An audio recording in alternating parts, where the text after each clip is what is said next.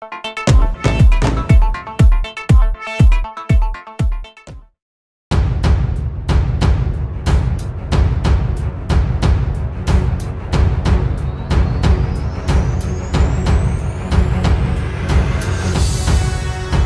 Bara adalah negeri yang terletak di pesisir pantai, di pinggiran Selat Malaka yang dimekarkan dari Kabupaten Induk Asaham pada tahun 2006 oleh masyarakat Batu Bara.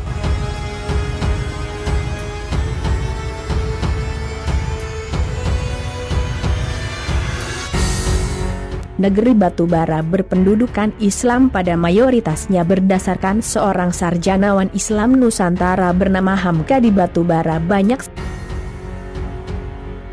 sekali cerita yang bersifat legenda dan mitos maupun kejadian yang diceritakan dari mulut ke mulut walaupun kurang dapat dipastikan kebenarannya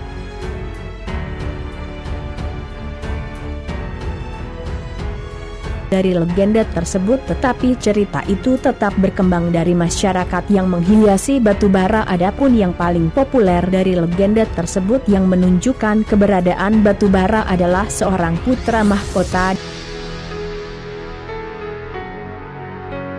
dari Pagaruyung yang tersesat saat berburu di hutan. Konon ceritanya putra mahkota tersebut terdampar di hutan yang lebat, dan mereka bertanya kepada seseorang dan ia mengatakan bahwa tempat tersebut adalah Pematang, tetapnya daerah Simalungun.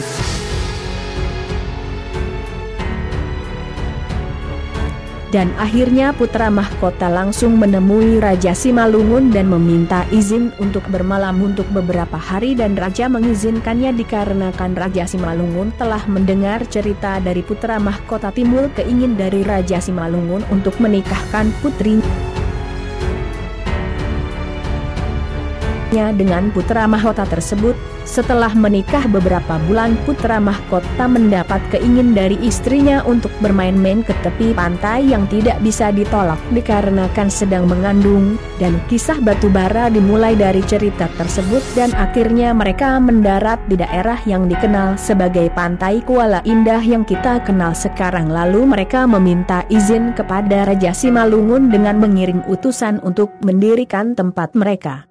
Raja Simalungun pun menyetujui akan permintaan menantu dan putrinya tersebut, sehingga Raja mengirim segala keperluan mereka untuk mendirikan tempat. Setelah beberapa lama tinggal di tempat itu, putra dari menantu Simalungun tersebut berkeinginan untuk memberi nama tempat tinggal itu, tetapi belum ada yang pas dan cocok. Pada beberapa dekade tempat mereka mendapat kekeringan yang melanda mereka, sehingga mereka harus bekerja untuk memenuhi kebutuhan mereka dan rakyatnya. Lalu diutuslah beberapa orang untuk mencari lokasi sumber air dengan menggali sumur. Tanpa mereka sadari mereka sudah berjalan jauh selama 3 hari untuk mendapatkan sumber air.